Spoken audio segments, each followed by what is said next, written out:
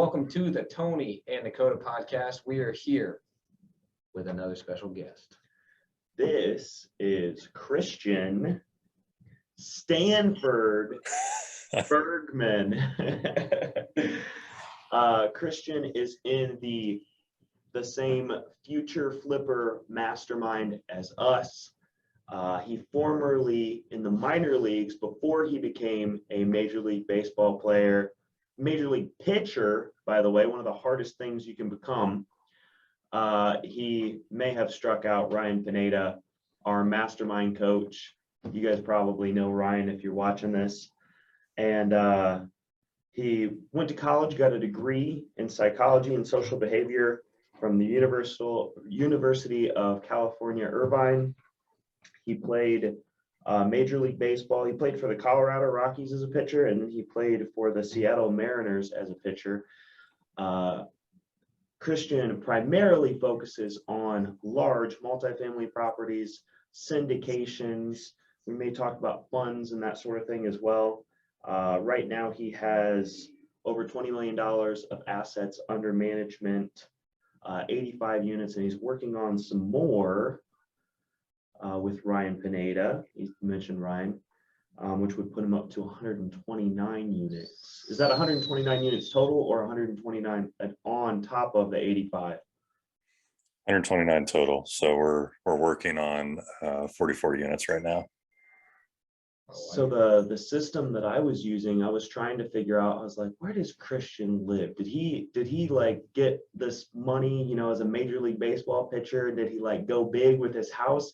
And then it looked like you're living in one of the apartments of maybe one of the properties that you bought, or maybe you're like in a condo or something like that. I couldn't figure it out. I was like, I didn't know if I had the right address. I was like, man, Christian's not, he doesn't have like the Lamborghini and the the $5 million house or anything like that. It looks like you're being a little smart with your money. Yeah, we could talk a lot about that, but you know, I did some things differently when I was playing. You know, as most people know, like you don't make any money really in the minor leagues. You're getting paid about $8,000 a year. Then when you get to the big leagues, you know, the world changes overnight. And Major League minimum is now about $600K annually. But back then it was about $525. Now, you know, that obviously that's good money, but they count every single day that you're in the major leagues. And so you get prorated that amount. So what ends up happening is if you only spend half the year in the major leagues, you're only getting, you know, half of that 500,000. Then you have to consider that your living expenses, you're usually going to have one in the city that you're playing in. Long story short, like, and you're paying the highest in taxes. So long story short, like your money doesn't go that far, especially when you're making the league minimum. So you do have to do some things differently, like while you're playing. And, you know, to your point, like, yeah, I wasn't buying cars and stuff. I was actually buying rental properties. And before we get too far into this interview, Christian actually has a website, a personal brand that he just released that he wanted us to mention specifically for baseball players who are looking to make smart decisions with their money so that they can have freedom and income after they leave the major leagues.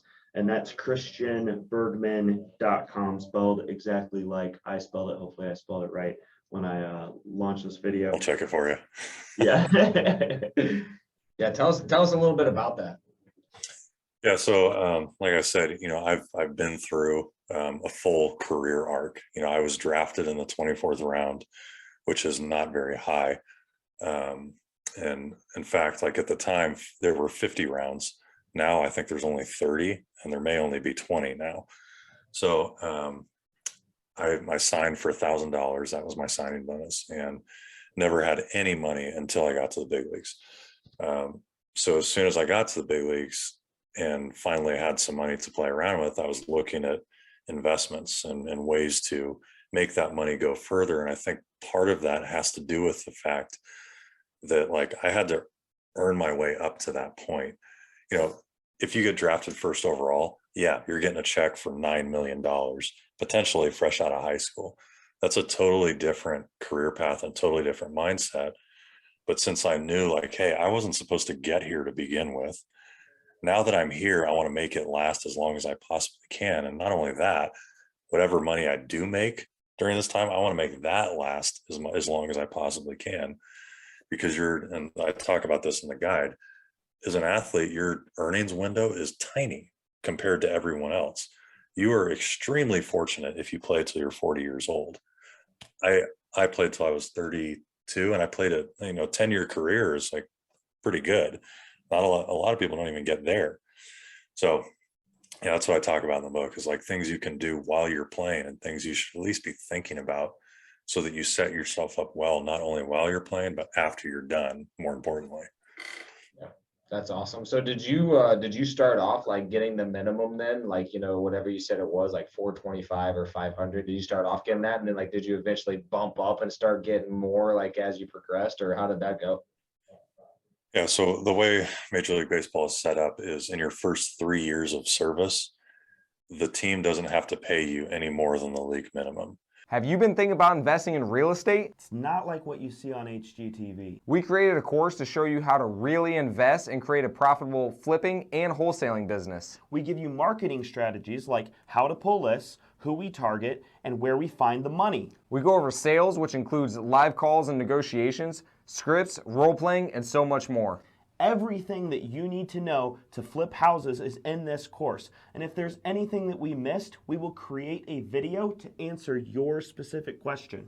This knowledge has made us over $1 million, and we're selling it today for just $997. Click the link below. But again, 3 years of service is not 3 calendar years. It is 3 years. And I think a year is 172 playing days. So it could take you 10 years to get 3 years of service. I never got to 3 years of major league service. I was at 2 years and 135 days, but I played 10 years. So I never got to 3 years of service. So technically, and people can look this up. I don't know if it's accurate online, but, I basically made the league minimum for 2 years and 135 days, which equates to gross earnings, 1.5 million. Now go ahead and slash that half, because half is going to go to taxes. Because in those years you're earning, you're in the highest tax bracket. So it is not a very efficient way to make money. I'll tell you that right now. So you started making a little bit of money. Did you get some of that money and say like, okay, like half of this I'm going to invest, or some of this I'm going to use and put into rental properties? So you had a little bit of a vision and you knew that you need to make it last or spread your money out. How did you choose to spend your money then when you started to get some decent checks? I mean, you weren't getting crazy checks, but you're getting some decent checks. How did you end up using that money? Were you able to keep any of it? Yeah. So during the season, obviously you're focused on playing and everything like that. And that's when the checks are coming in, because you only get paid during the season. So I think, those checks come in around maybe 20 grand every 2 weeks for 5 months out of the year, 5 to 6 months out of the year. So what I was doing was I would basically let all that pile up. I'd pay for what I had to, during the season, which a lot of times, like I said, included living near the ballpark. And then at the end of the season, towards the end of the season, I would buy a rental property or a property. And I decided I wanted to live in Scottsdale area, because that's where our spring training was. So it made sense that like, if I had a place that I was living there, at least I could live at home for an extra month or two during spring training. And then my plan was during the season, I was going to rent it out. So even if I only rented it out 3 months out of the year, like it's better than nothing. And obviously you have the appreciation and stuff going on in the background. So my first year, it would have been 2015. I bought my first condo in Scottsdale. Lived in it during the off season, and then during the season I rented it out. The next year, bought another property strictly as a rental and just rented that out. And one thing I did with that I wouldn't do again, I paid cash for that property, because like the money that was coming in was substantial. So I was able to save up a lot of money. So I paid cash for it because I was just learning. I didn't know kind of ways to leverage things and why you want to do that intelligently. And then basically I followed every single year. I'd buy one property. And by the end of it, I had 4 properties, one of which I lived in, and the cash flow from the other properties paid the mortgage for the place I was living in, which was my goal from the very beginning, because I just wanted to be able to go off and play and have my place, or my home, paid for. How did you start coming up with these strategies? And did you read Rich Dad Poor Dad? And you're like, all right, this makes sense, or like, what got you actually thinking about it? Because like most people, man, you're making that kind of money, you're like, man, I've made it, I'm good. Like I don't need anything else, Like I know that's why you probably did the website and everything. But how did you get out of that mindset and actually start thinking, I'm going to invest this and do this the right way? Yeah. Originally, I started learning about the stock market. I think part of it had to do with right after I got called up, I broke my hand. I had a line drive hit off my hand, and I couldn't do anything for 8 weeks. So I didn't have a whole lot to do. I mean, there's not a whole lot to do to heal a broken bone. So while the team was on the road, I was just sitting in Denver, like basically by myself. And I had lots of time on my hands. So I started just like going down various rabbit holes and just learning about stuff. I found out fairly quickly that I didn't like the stock market because I didn't understand it. I have very little control over what's actually going on. If someone sneezes in New York, why should that affect my, my portfolio here, stuff like that. So started looking into real estate, originally found Bigger Pockets and started, which is where a lot of us, started, just started reading, resources on there. It's like, okay, you buy the property, you rent it out, someone pays you rent, they pay the mortgage, they pay all the expenses, and what's left over goes to you. I can understand that. That's pretty easy. And then I was like, well, wait a minute. What if I could buy that place, live in it, but then while I'm not there, then I could rent it out. And so it really just kind of started to snowball from there. Oh.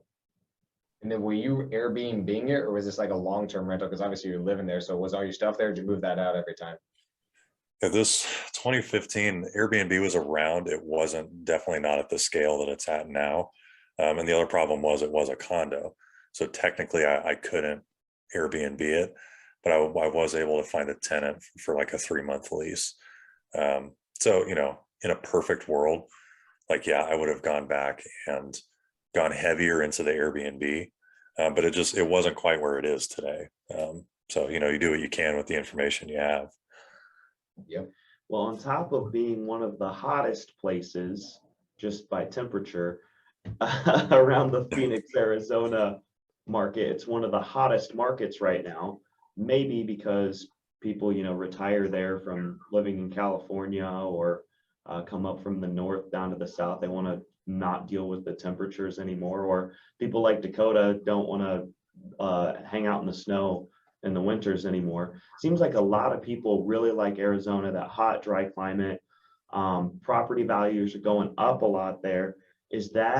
So that's where you live, but is that where you're also investing in all of your multifamily, or are you going outside of that market to find deals?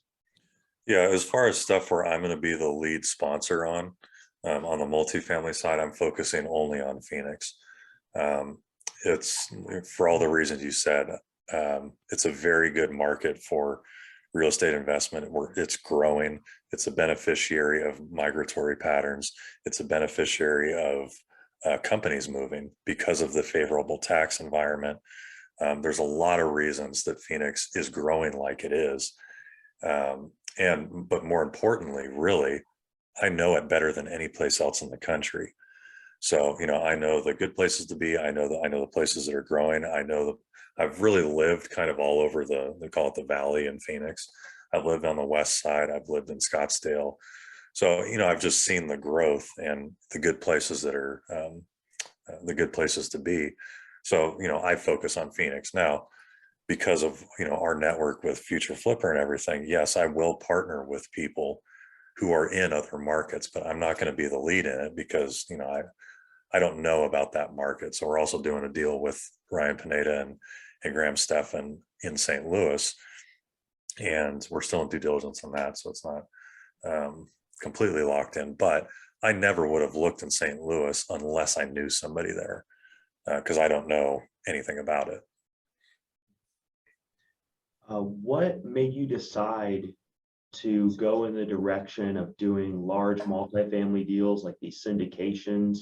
I don't know if you guys started funds to take accredited and non-accredited investors. So I guess, what does your investment strategy look like, and how did you go from single family homes over to doing really big deals? Yeah. So I guess, I mean, we could go back to when I retired from baseball. I knew that I wanted to do something in real estate. I just didn't know what. So originally that's how I found Ryan. Was I think I'd actually heard him on a podcast or something, and we played against each other, as you said. And so I knew what he was doing. And so originally I looked into flipping and wholesaling. And actually, prior to flipping, I went to work for a wholesale company, which, to be honest, I didn't understand what wholesaling was. And I think I had put a post out, saying that I was going to be working for this company. And Ryan messaged me and goes, "Why are you working for another company?" Because, he obviously understood more than I did. I was like, "I don't know." And he had a feeling that I wasn't going to like it. And sure enough, like 6 days later, I quit, because it was not, once I figured out, like, oh, my job is to take this property that we have under contract and find a buyer for it. Well, I don't want to do that. Like, I want to be the one buying it. So moved on from that, then went into, started looking into flipping, and, being in Phoenix, like, I knew, okay, there are definitely flippers operating out here. So that's when I joined Ryan's course. Are you letting deals fall through the cracks because you don't have good systems in place? We've been there before, and we've tried several different CRMs, and Ari Simply has been the best.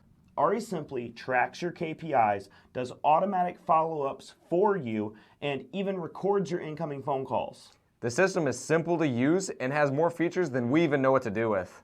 If you're looking for a great CRM, try Ari Simply today. We put the link in the description. Check it out now. And quickly found out, I got my first deal and quickly found out that I hated flipping houses. It is not in my personality type. I have all the respect in the world for the people who can do it, because it's just not my thing. And really the problem I was trying to address was that when I retired from baseball, I didn't have income anymore. So how the heck do I keep buying properties? How do I scale my real estate business if I don't have any income? All the bank is looking at is my income. How the hell do I keep buying properties? I can't do it. I couldn't even refinance my primary residence. When COVID hit and rates dropped to the floor, I couldn't refinance because I didn't have income. So that was the problem I was trying to solve. And once I found syndication, I was like, okay, this fits my experience, because I have experience managing properties really from a distance, single family. I'm really just applying those principles to a larger asset, which I quickly found out, to be honest, is a lot easier to manage because it's bigger, it has more income, and you can actually have staff that help you with certain things. And that's just at the property level. At the syndication level, you have all different ways that you can bring in partners to help you do bigger deals. And that's, once I figured that out, I knew, like, this is what I wanted to do, because I saw I had an opportunity to help the community I used to be a part of in baseball. So I realized I should have been investing as a limited partner in these deals, not buying a condo in Scottsdale and having to do everything myself. So once I discovered that, I knew that's what I wanted to do. So that's kind of how I got there. So you should have a t-shirt that says like future holder, or like get Ryan to make a new t-shirt that says like hold on for dear life or something like that. So that's a good idea. When you go into these deals, do you put some of your own money in? How many of them are you a general partner? How many of them are you a limited partner? What's the difference for people who've never heard of syndications, don't even know what we're talking about? Give us a little bit of an overview of your position and your investment history. Yeah. So first of all, quick terminology: an LP, a limited partner, is the passive investor.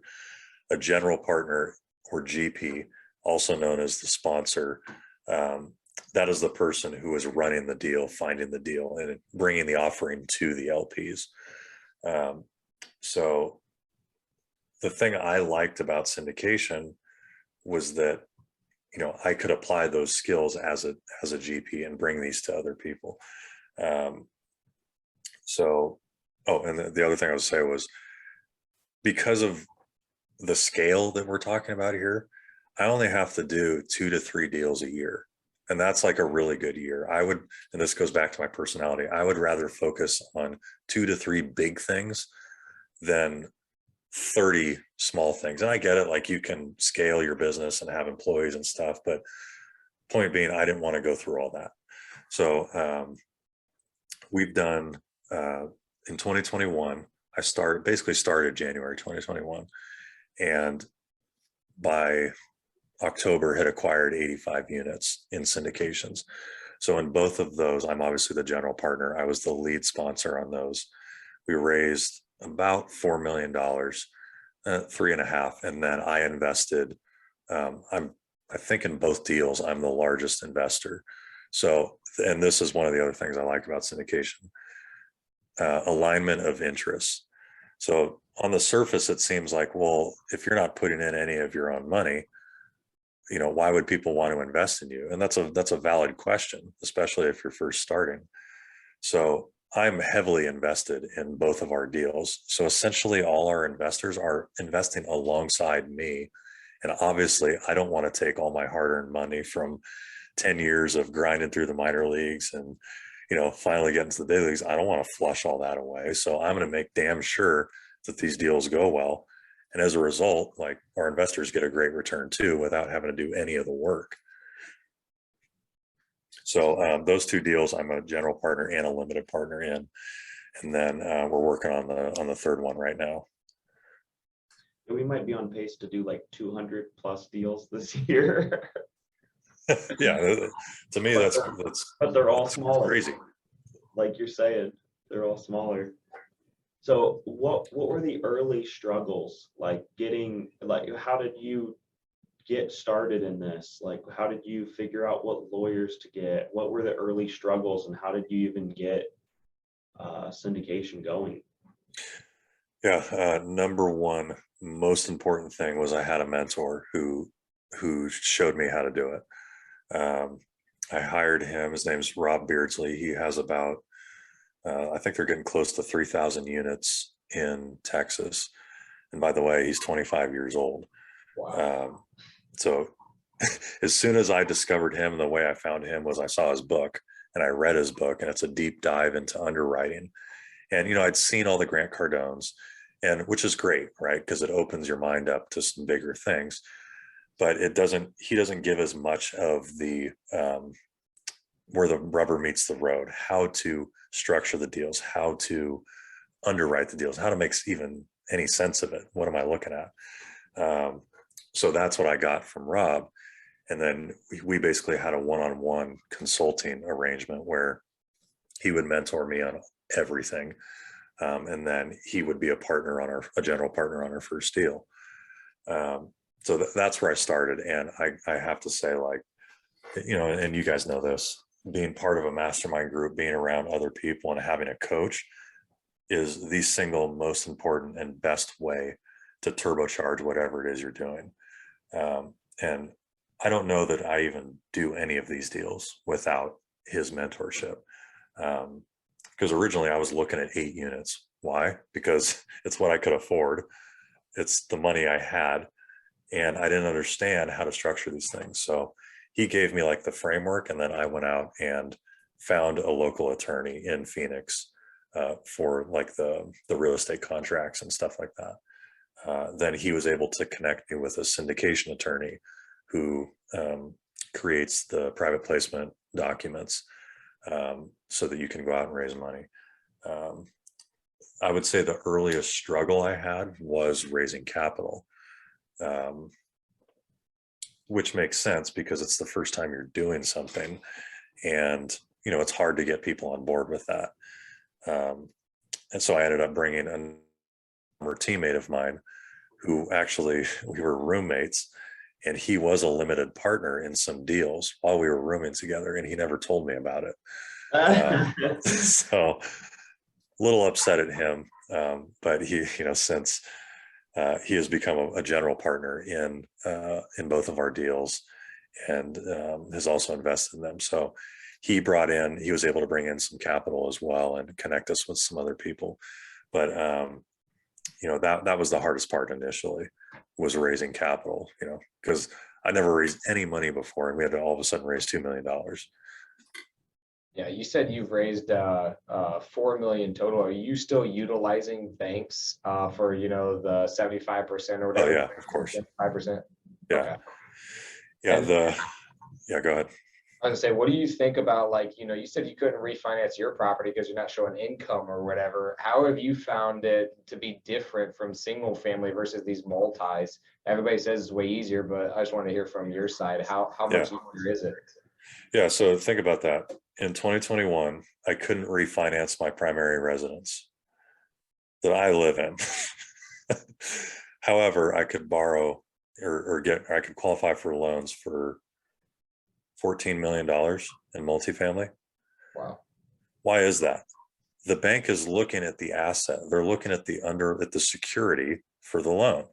A single family house, while it's some security, I guess, really they're more interested in your ability to pay the mortgage, and your job is paying the mortgage. So you can see why they wouldn't let me refinance, because I didn't have a job. But and not that we want like the bank to take back the property, but with multifamily, or really any commercial, the property itself is producing income. So in a downside scenario where the bank did have to take back the property, at least they have in place income that can, in a sense, make them whole. So in multifamily, the bigger you go, the more the bank is looking at the asset, and they're more interested in that. And obviously they want to know, like, they're not giving money to some felon or something. So there is some basic credit criteria that you have to pass. Credit score's got to be good. If your personal finances are completely upside down, you're probably not qualifying either. So you need to have your stuff together. But I would say 75% of it, they're looking at the deal itself. So how did you go about finding your deals? Do you guys look on the MLS? Historically, Dakota and I have never looked on the MLS, or we've gotten a couple of deals off the MLS, but that's it. Most of our deals come from direct to seller marketing. Do you guys use big data? Like, is there some sort of platform like batch leads for multifamily, or like, how do you source your deals? And then for us, what is your criteria for deciding whether or not a deal would even be worth pursuing? Very easy. Where we find deals, brokers. That's it. I don't do any direct to seller. I don't do any marketing. I don't do any of that. And the reason is the brokers are pretty much already doing that. So I'm not going to compete well with a broker whose sole job is to get listings and trade properties in and out. They know who the sellers are. They know whose loans are coming due. They know who wants to do a 1031 exchange. They know who wants to do a 1031 exchange and therefore needs a property to swing up into. They know how all these pieces are moving around the board. And it's just not realistic to think that in any reasonable amount of time, I'm going to be able to have even half the information they have. And if you do go direct to seller, like, yes, you may be able to find really good deals. I'm not going to say it's impossible, because it's not. However, a lot of times you're going to be dealing with unsophisticated sellers, longtime owners, because correct me if I'm wrong, that's where a lot of deals come from, right? A lot of these people don't even understand how their property is really valued, because maybe it was handed down to them, through the years. And really the only reason they're even entertaining your offer is because they want to know how much it's worth, but they're not really motivated to sell. So long story short, we've exclusively gone through brokers because they will have all the financial information available. We know the seller wants to sell. It just takes a lot off your plate. And so, yeah, both deals have been found through, actually all three have been found through brokers. And most important thing you can do is establish a relationship with the brokers in your market, because obviously there are the deals that are on market, but then there's the stuff that's like kind of pre-market, off market, and some pretty good deals can be found there. So they're not going to send you that stuff if they're not taking you seriously and they don't think you're legit. So the best thing you can do is establish credibility with brokers in the market you're looking in. What's the best way to do that? How did you actually like do that, or do people already know you from being a broker, or how did you do it? Yeah, nobody knew who the heck I was. That's for sure. But I found, and this is what I teach people now: go on LoopNet. Okay, there's no actual deals on LoopNet, but what you can find is who is listing those deals, and you'll start to see some common brokers that are listing deals that fit your criteria. So I made a list of who those brokers were and who the brokerage was actually. And then I went to their website and I found the guy kind of at the bottom of the totem pole. You've got the head guy. If you call that guy and they've never heard of you, they're probably not going to give you the time of day, because they've already got, buyers and sellers that they work with all the time. So I kind of went to the lowest guy and just said, hey, here's what I'm looking for, because he's motivated to get into some bigger deals, right? He needs people, he needs to close transactions to do that. So our interests are aligned. We want to work with each other. But the biggest key is to not waste their time when they do send you stuff. So if he sent me anything, I would immediately give him feedback, even if I hated it. If he sent me some 15 unit thing in the hood that was like practically a tear down, I was like, never send me this again. This is not what I want. I want like, a decent value add deal that's operating, that's, occupied. I don't want a distressed deal. And so just giving that feedback, they appreciate that, because now they know, okay, don't send them that stuff. And then when they bring you something that does work, they want to know that you're working toward, and you're taking it seriously, that you're working towards actually buying this deal. So those are like the first few steps I took. Yeah. So how do you actually give them your criteria? Then you're like, okay, I'm looking for, this many units, a max cap of this, rehab, like what's the breakdown that you usually give them, and what do you look for? Yeah. Basic things are, number of units, total purchase price, and really that's going to be derived from how much you're comfortable raising. Class of building, usually, A to F, and that usually comes down to the build year and the build quality. So, pretty much anything 1980 or newer is, in the B, C building class. Anything 1970 or older is C or below. Doesn't mean it's bad, because obviously renovations can be done, but realistically, like, you're never going to take a D class property and turn it into an A. You may be able to turn it into like a high C building class. And then what area do you want to be in? And that's why it's important to understand your market, because I can tell you exactly where I will not buy in Phoenix. So just to have those basic criteria. Me personally, in Phoenix, I'm looking for 50 plus units. I want purchase price to be over 10 million, nothing under, and that's because of the loans.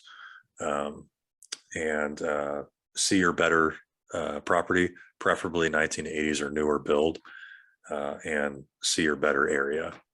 And you just give those criteria to the broker, and that's a pretty good starting point.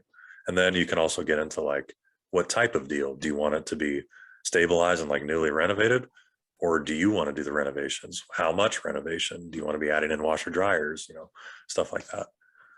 Yeah. So are you basically like buying this for the cash flow or a cap rate? Or are you buying this to like flip it? Because like, you talked about you not liking flips, but ultimately that's obviously probably the goal, right? Sure. The appreciation and stuff. So what do you actually look for? Yeah, I've had to kind of adjust that just based on what is available in the market. Our first deal we bought was a cash flow deal. And a lot of it was created because of the type of loan we were able to get. And so we closed on that in, let's see, 2021, which at that time, like interest rates were extremely low, because we were still dealing from the fallout from COVID. So it was prior to, we actually got that under contract in like January. So that was prior to Phoenix really taking off. And that it happened everywhere. Real estate in general just completely exploded in 2021 because of the drop in interest rates. So I like the timing couldn't have been more perfect for that deal. And the cash flow again was created out of that loan because we have an interest only period. Rents hadn't climbed as much as they have. So again, purchase price related to where the rents were and everything, like it created cash flow almost instantly. Since then, obviously prices have appreciated quite a bit. So it's very difficult to find cash flow in a market like Phoenix that's growing rapidly. So that first deal, cash flow based. The one we got after that was more of an forced appreciation play where we're doing, it essentially is a flip, but it takes longer. And the thing that I like about it personally is you have income while you're flipping it. So it's not like you're taking the thing completely offline and you're, in the red for 6 months while you're doing it. You have income coming in, so you have some more options at that point. But me personally, I like mid to longer term holds, 3 to 5 years. Optimize the property, the management of it. Keep your rents as close to market as you can. But eventually, like, you have to keep that. That's a big thing with me. You have to keep your equity moving, because if you have $500,000 of equity in a house, you may be cash flowing, $1,000 a month, which is great based on what you invested in it. But based on if you redeployed that equity into something else, it's not that great. Your return on equity is not very good. Yep. So that's something to keep an eye on, especially on behalf of your investors. Yeah, that's interesting that you say that too. I never even thought about that. Whenever you're flipping apartments, is that your overhead is basically taken care of in a way, or a lot of it, or at least some of it. Because obviously, whenever you're flipping properties and whenever you're doing it at scale, it's like you go real far in the red and you're profitable. It's like, man, we're making all this money, but you're profitable on each property, making stupid money, but you're never actually like getting to keep it. I think that's why Ryan, talked about like, man, I don't know if I want to keep scaling flipping, because like, Right. it's like you're making all this money, but you don't actually get to keep it. So that's an interesting point. Well, Yeah. it's vacant because it's only, one unit. Something Exactly.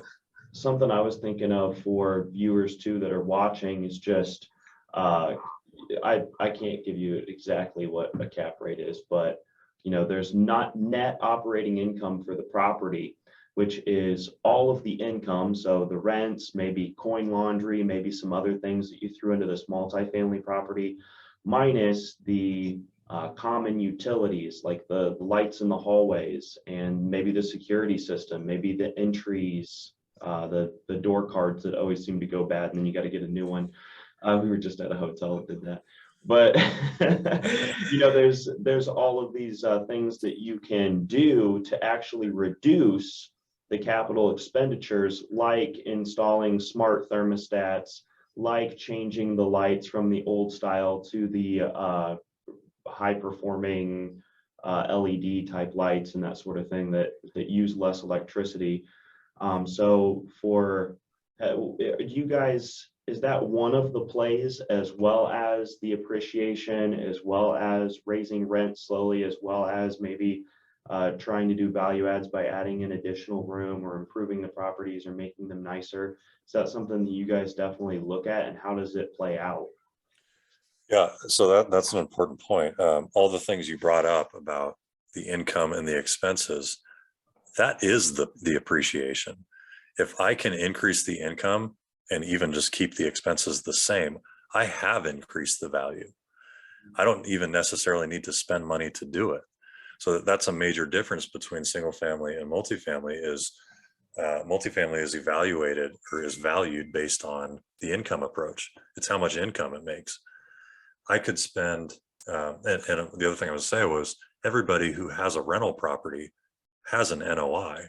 They may not be keeping track of it. They may not know that they have it, but all it is your income minus your expenses before your mortgage payment. Whatever that number is annually, that's your NOI. The difference is a single family house is not valued based on that. A multifamily property is. So, for example, if you had a single family house and your NOI was $10,000, it doesn't matter because the house next door is worth 400 grand or whatever it is. If the area appreciation is 10% on a given year, and let's just say, somehow you were able to increase the income of that property by 100%, that doesn't mean the value of your property went up because the house next door and the house down the street, it's based on the comps approach. So that is the way we add value to properties now is by increasing the income or reducing the expenses, or both. Now, sometimes you do have to spend money to do that.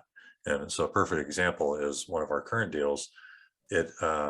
The property level utility expense, all of the electricity, basically all the utilities were paid for at the owner level. There was one utility bill. So as a result, like people run the air conditioning. Well, actually in this case, it had a chiller, which means that the chiller was either on or it was off. So people don't even have control over their air conditioning. So it's just kind of a inefficient property.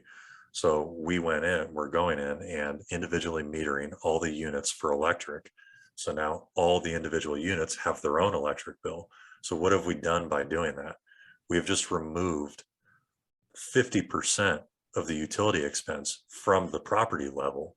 And now, the tenants pay their own utilities. Therefore, it's probably being, they're probably being more energy efficient. And we also put in individual HVAC units on those units because now the tenants will have a better experience. Their units will be better because they can actually control the temperature in their unit. And that was really cheap, right? Yeah, extremely cheap. No. we had about $1 million budget. But it improves the property in that sense. And the other thing was like maintaining a chiller system is extremely expensive. So the repairs and maintenance for the property were higher. So, I'd have to go back and look at what the projections were. But I mean, let's just assume that, we erased $50,000 of expenses from the property level at what's probably about a 4 cap right now. That's $1.25 million of value that we've just created right there. And the $1 million budget is for the entire project. For that specific aspect of it, we only spent $450,000 to obtain 1.25 million of value. So it's a 3x return on your money. And that's the stuff you're able to do in multifamily that you're not necessarily able to do in single family. Yeah, that's crazy. So as you know, I've been looking at some properties in Phoenix, and the thing that bothers me the most is when I see what they bought them for 3 or 4 years ago. And I'm just like, oh my gosh, like, people look at us and they say the same thing, but I mean, we're talking about buying properties at 20,000 and now they're worth, 80 to 100. It's not that big of a deal. Over there, we're talking people bought these duplexes for 200,000. Now they're selling for 700. You know what I mean? It's a little bit bigger of a deal. So have you thought about like if stuff shifts or if anything changes for you, or is it different multifamily, or how is that different from single family if it is? And like, what's your kind of thoughts on all of it? Yeah, I mean, it's a pretty complex question, but my thoughts are in single family, obviously you are maybe competing isn't the word, but the buyers for single family are investors, obviously, but that's a very small portion. Really, most of the buyers are people who want to live in, single family properties. So in my opinion, those values are going to be more sensitive to interest rate increases, because as interest rates go up, the buyer pool shrinks, and therefore, I think we're going to have a real estate crash? No. In any level, I don't think that's going to happen, for simple supply and demand reasons. But in single family, like, I could see a slowdown in the appreciation in even markets like Phoenix, or really anywhere, because there's less people who are interested in buying it because interest rates are higher. Um, the same is somewhat true in multifamily, but there's one big difference. These aren't people who are wanting to live in these properties. This is, capital that is seeking a home. It's seeking a yield. It needs to generate a return. So as we all know, 30% of all the money in the United States economy was created in the last 2 years. That capital is all sloshing around in the economy, and it is losing 8% a year just sitting in cash. It needs to be deployed into something. So do I think that, commercial multifamily real estate values are going to go up forever? No, I don't think that. But you have to look at the other factors, which are, there's so much money looking for a home right now. You can't put it in the stock market because, with interest rates rising, that has a direct and immediate impact on stock market returns. And yes, maybe there are buying opportunities now, but we're talking two different asset classes. Real estate, multifamily real estate, produces income. And, at the very highest levels, you have insurance companies who figure that they need to pay out 1% per year in claims. Where do you think they go to generate 1% per year? They go into large scale commercial, a lot of times multifamily, and they're deploying billions of dollars at a time, but they're getting it. Like, they're the ones who are buying 3 caps. Why? Because they only need to pay out 1. So that spread is theirs. So, and that trickles down from the very top. And I think the biggest thing is that they're investors who are looking for ways to generate income. Where else are you going to put it right now? I can't think of a better way to generate income than multifamily real estate right now.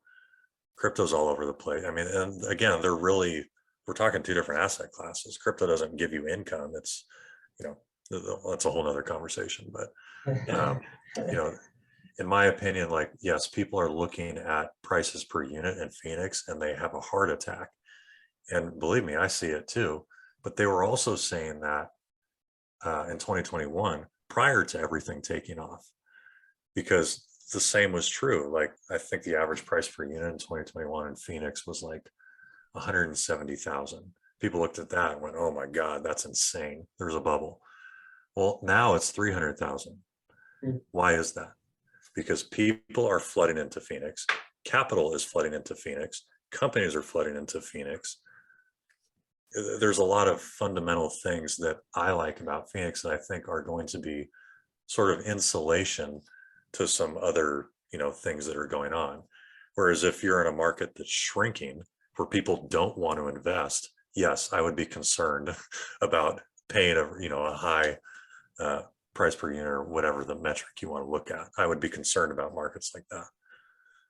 It's so funny too, because I feel like you were just talking about people who can't necessarily have a vision for the future. And then I think of like settlers back in like the 1700s or something. They would be like, nobody's ever going to come live in a desert. And like, that's exactly what Phoenix is. All of these other places got established earlier, and then their politics kind of ruined them. Now they're moving over for better business opportunities and better politics. And Arizona, I just think it's funny with our modern technology and just the way that things are going. It's interesting that so many people want to live there now, and it's like, makes sense. Yeah, and I think there's some things that I'm not like immediately concerned about, but I'm paying attention to. That's water, because we are in a desert. And you want to talk about, droughts and stuff like that. Like, water is a very serious issue everywhere. But, if if Phoenix were to not have enough water available, then obviously its population is going to be limited, and that could start to swing things in the other direction. Is that going to happen quickly? No. But to go back to like the risk management, right? We can both sit here and try to gaze into our respective crystal balls and predict the future based on the information we have. At the end of the day, I don't know. You don't know. We could both be wrong. So the thing that I like about multifamily, and particularly the deals that we're doing, is that we have the ability to sail through any short-term difficulties. And a lot of that is based on how your loan is structured. So if a lot of short-term deals where you're doing like a heavy value add, a big flip, a lot of times those are going to be 2 to 3 year loans, which means you have to do something in 2 years because your loan is due. You have to find a way to pay off that loan. If capital markets are not good at that time, if COVID hits at that time and nobody's doing anything, you're in trouble. So the thing that I like about our deals is that we have a 10-year potential time horizon. If we project that we're going to sell in 3 to 5 years, if things aren't right at that time, we don't have to. So, and you know, as we all know, like there are cycles in real estate, in economics, in everything, business, and everything. The people who are able to hold through the tough times are the ones who end up doing well. It's not about timing the market. It's about buying here, here, here, here, here, here, here, buying everywhere and being able to withstand everything through that time. What would you say your biggest struggle is right now? That's a good question. I think we have a very small operation. It's me and my partner, Jeff. I think you guys have met. Now, we do have partners in obviously property management, but as far as under our umbrella, our day-to-day operations, you know, tracking the deals, finding new deals, stuff like that. My biggest struggle right now is finding someone like a VA, some sort of assistant to handle some of the more administrative tasks. Which, you know, as you guys know, when you're first starting out, you wear a lot of hats, and probably the biggest struggle right now is whatever hats, you know, whatever roles are in the bottom level of the company level organization, is finding a way to offload those to someone else, because as we continue to scale into more units, those tasks are going to increase. And so we need to find a way to offload some of those lower level tasks so that I can keep my eyes on the horizon and look at overall strategies and be paying attention to higher level stuff that I need to be paying attention to. Makes sense. I think we all go through that at some point. Or all the time. Hopefully we'll figure it out eventually, but it seems like you're always adding people. You're always trying to find other people who can help you grow and go bigger. I mean, like, it seems like Ryan Pineda is always trying to find more VAs to do more companies, to do more things, and more people to follow him around with cameras, more editors. Like, you're always looking for people to automate as much as possible. Like, we're doing some weird little stuff. Even like I watched 2 people actually talk about it. I saw Ryan talk about getting his hair cut at home. And then I also saw Rob Deerdeck talk about like him paying everybody's haircut just to cut the line. I'm like, man, you know what? Like, it does take some time to get a haircut. So now we're going to have the lady that cuts our hair come to the office and just do everybody's in the same day. Like, we're always trying to find ways to be more efficient, to spend more time either doing the things that we love or with family or whatever we want to do. So I don't think it ever ends. That's for sure. Yeah. And one thing that, you know, I am very aware of is not just growing just to grow. I have a goal in mind of getting to 500 units and reassessing at that point, because in order to go from 500 to 2,000, you gotta grow in a different way. And I think Ryan talked about this at some point. the growth it takes to get from 0 to 100 is different from the growth it takes to get from 100 to 500. Same thing is true 500 to 2000. So, while I love what I'm doing now, I'm not just wanting to grow this infinitely forever.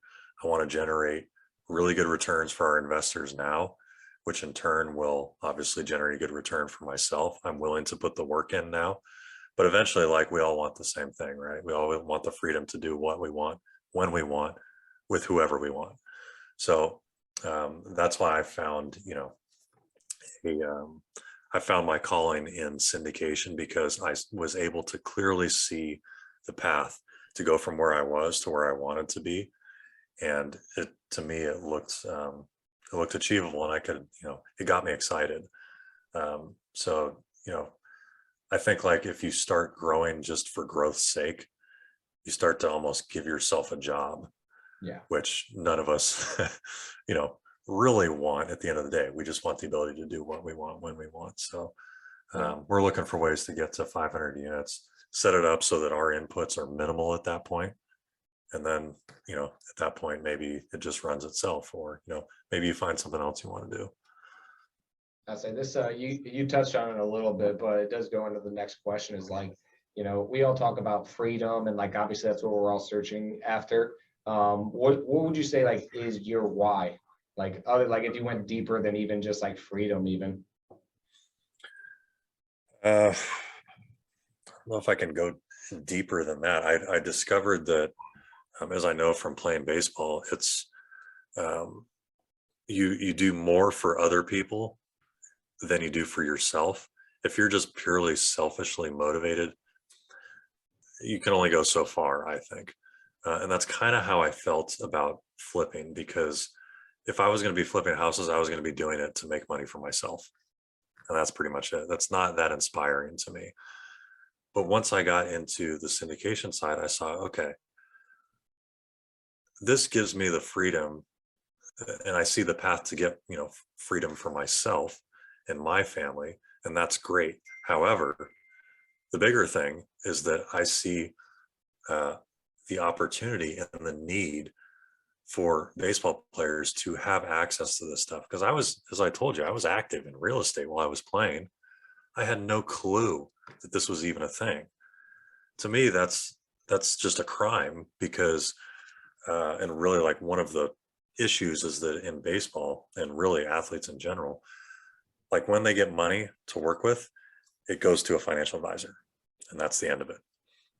They don't, most of them, not all of them, there's some that do, but most of them do not give their clients access to real estate. Now, because of all the tax benefits and all the things you and I know all about, why would you not want to give someone access to that? It's ridiculous to me. And it would have taken more off my plate. Not that I was, like, overwhelmed in managing a few rental properties, but it takes some input, it takes some energy to keep track of that. All the while, I'm trying to be a world-class athlete.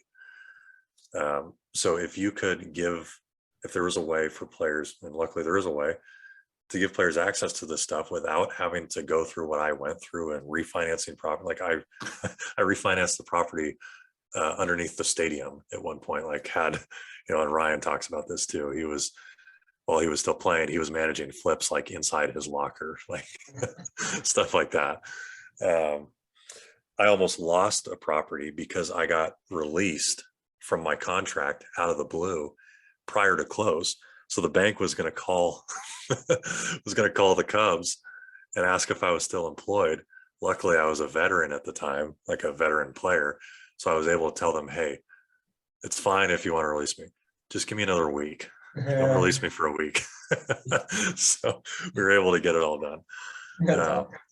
But stuff like that is that's really, like, my calling now, that I'm able to give back to the community, and really the fraternity, if you want to call it that, of players, and help them both while they're playing and after.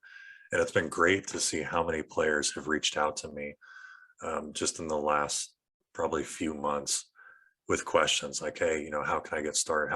Where can I start learning about this? So I just want to be a resource to these guys. Love it. You're gonna have to start a company called like Strikeout Deals or The baseball investor. yeah, something. Yeah, we have like our kind of group that I'm creating is called the Clubhouse.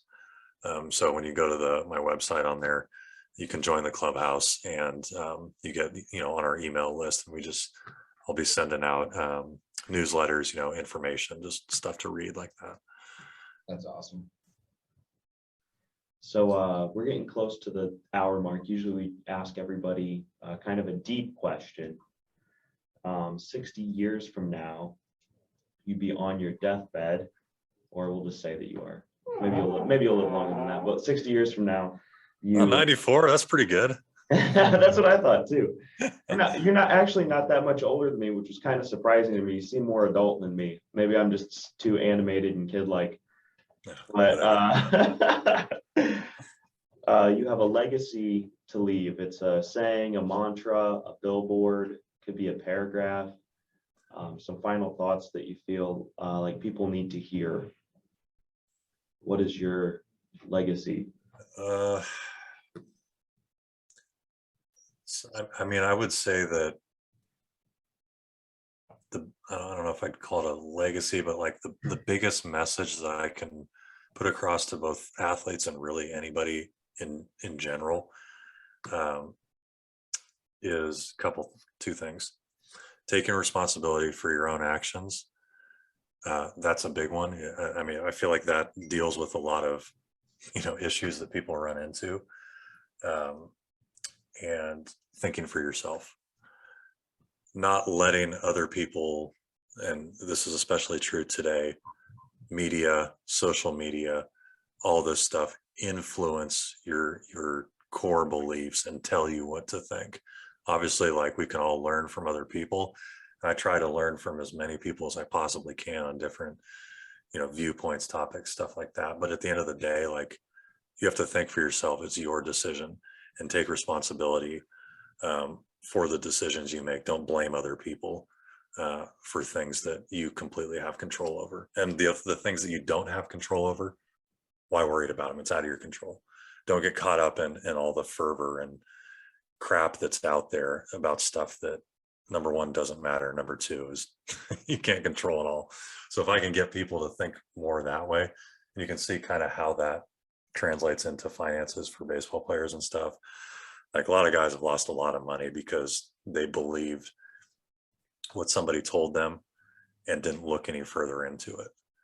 Ultimately, it was their decision, but they were taken advantage of. And if you can just take responsibility for your own actions and do your own research and think for yourself, I feel like that covers a lot of different stuff. Yeah. Oh yeah, that's a good one. Both of those were both really good. I don't know if you could fit all that on a billboard, but we We could probably fit all that. I could probably condense it somehow. Yeah, you just put, you are responsible for you. That's it. You're good. There you go. So how can our listeners get a hold of you? Yeah, easiest way, website, christianbergman.com. That's where all my personal stuff is going to be. And my email is christian@christianbergman.com. And then my company for multifamily and investing in the deals themselves is mulliganvalleycapital.com. And you can, if you ever have deals you're looking at, or this is what I do in the Future Flipper group, you can contact me there for deals and stuff like that, and to see, what type of stuff we're doing in Phoenix. I like And it. then social media, cbergman36. Cool, man. Well, thanks for coming on. We appreciate you. Love freaking hearing your story, and hopefully we'll be getting into some big deals, and then hopefully I'll be moving to Phoenix here soon in the wintertime. I plan on being out there before the winter. I invested a ton of money in the company, but If you have a here soon. duplex, a triplex, or a I've quad, been sending him some. He told me a while back. Actually, the one I was sending you just sold.